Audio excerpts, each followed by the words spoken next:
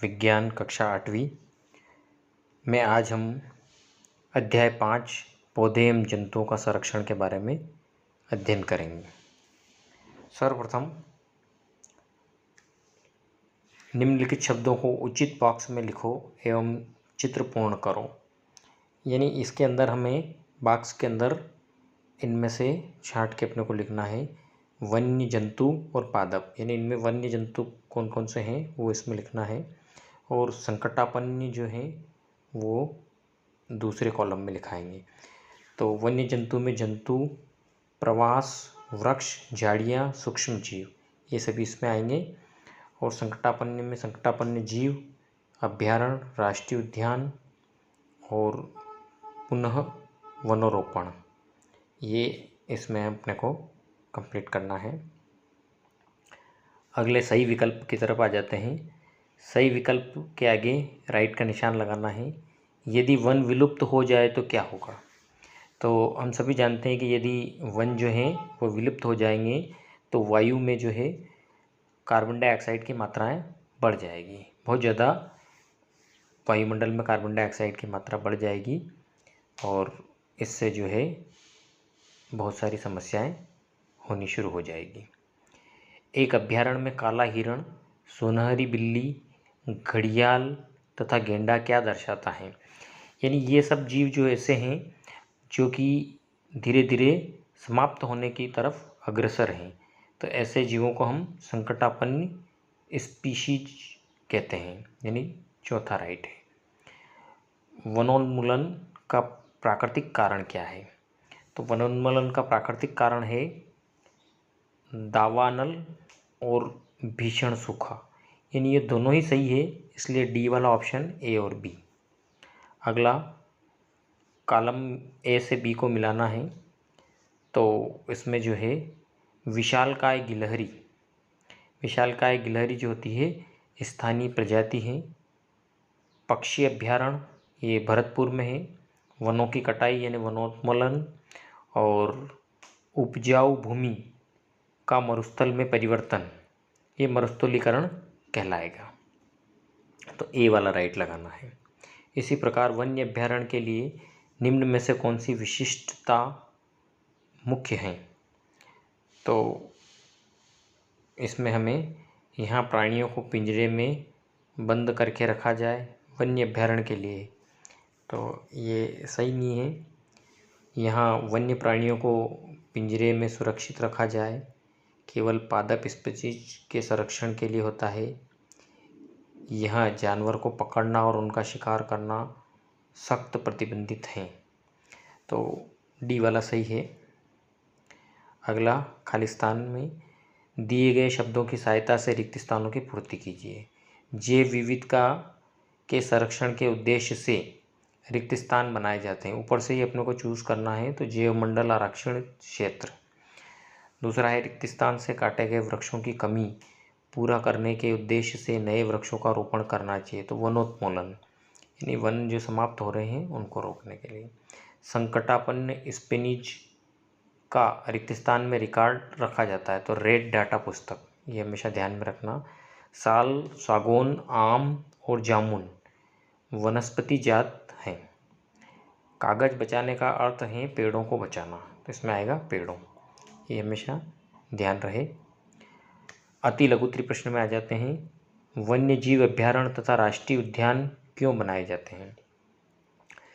वन्य जीव अभयारण्य को विशेष रूप से जानवरों की सुरक्षा के लिए बनाया जाता है, जबकि राष्ट्रीय उद्यान को पौधों और जानवरों दोनों की सुरक्षा के लिए बनाया जाता है। यानी इन दोनों में सिर्फ एक अंतर है, वो है कि इसमें पौधे और जानवर दोनों आ रहे हैं और अभयारण्य में सिर्फ जानवर ही आ रहे हैं।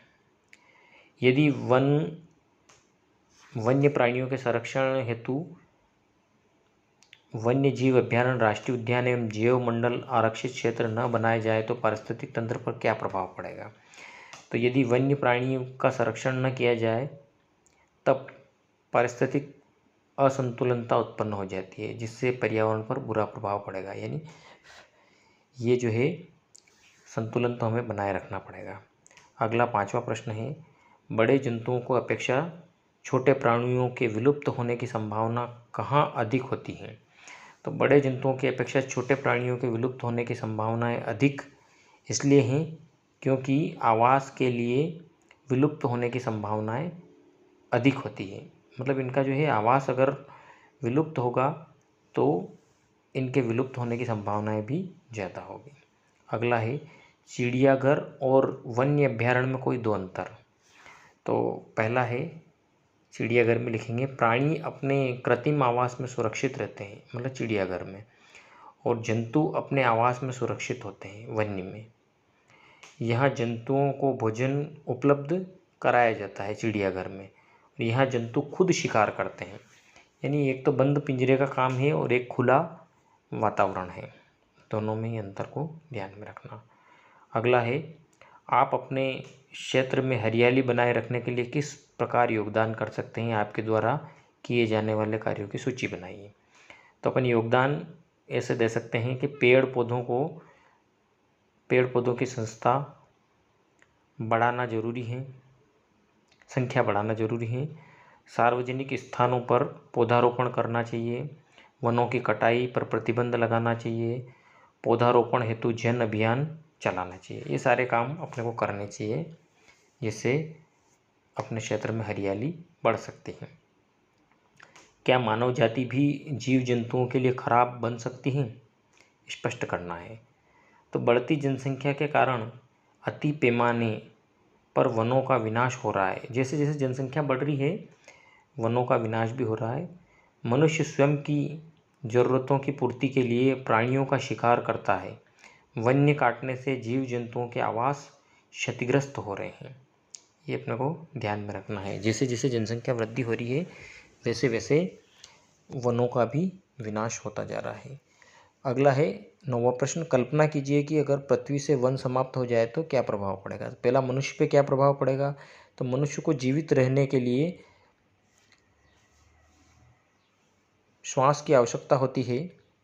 पेड़ प्राणदायी ऑक्सीजन गैस मिलती है। वन का संपूर्ण विनाश होने से मनुष्य जाति का जीवित रहना भी संभव नहीं होता। यानी ऑक्सीजन नहीं रहेगी तो मनुष्य भी नहीं रहेगा।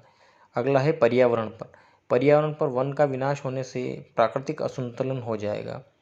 वातावरण का तापमान बढ़ जाएगा और वातावरण में CO2 गैस जो है मात्रा बहुत अधिक बढ़ जाएगी।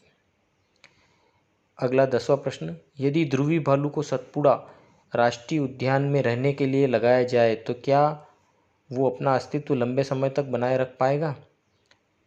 तो ध्रुवी भालू ठंडे आर्कटिक क्षेत्र के लिए अनुकूलित होते हैं जहाँ तापमान बहुत कम होता है। उनकी जीवन शैली बर्फ और समुद्र पर निर्भर करती है, जबकि सतपुड़ा राष्ट्रीय उद्यान एक उष्णकटिबंधीय क्षेत्र है।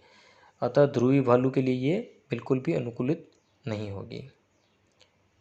अगला, पहेली अपने माता पिता के साथ राष्ट्रीय उद्यान भ्रमण के लिए गई। वहाँ उसने नदी किनारे कुछ पक्षी देखे। पहेली की माँ ने उसे बताया कि ये पक्षी संसार के अन्य भागों से उड़कर आए हैं, बताइए। इसमें पहला प्रश्न है, ये पक्षी जो अपने मूल आवास से उड़कर सुदूर क्षेत्रों से लंबी यात्रा करते हैं क्या कहलाते हैं। तो ये प्रवासी पक्षी कहलाते हैं। कभी भी ध्यान रखें, ये पक्षी अपना मूल आवास छोड़कर सुदूर क्षेत्रों की यात्रा करते हैं। क्यों? ये पक्षी अपना मूल आवास छोड़कर सुदूर क्षेत्रों की यात्रा इसलिए करते हैं क्योंकि ये भोजन की तलाश में होते हैं।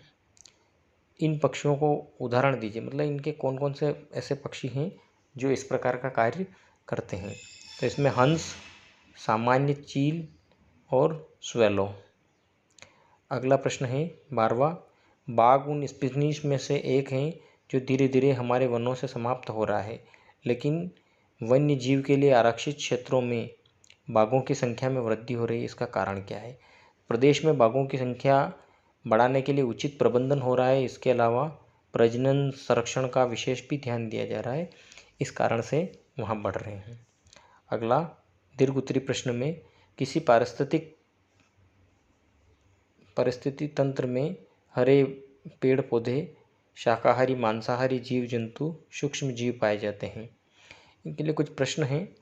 यदि हरे पेड़ पौधे सूख जाए तो क्या होगा। तो हरे पेड़ पौधे सूख जाएंगे तो ऑक्सीजन का उत्पादन बंद हो जाएगा, यानी ऑक्सीजन का उत्पादन होता है जो वायुमंडल में बहुत ज़रूरी है।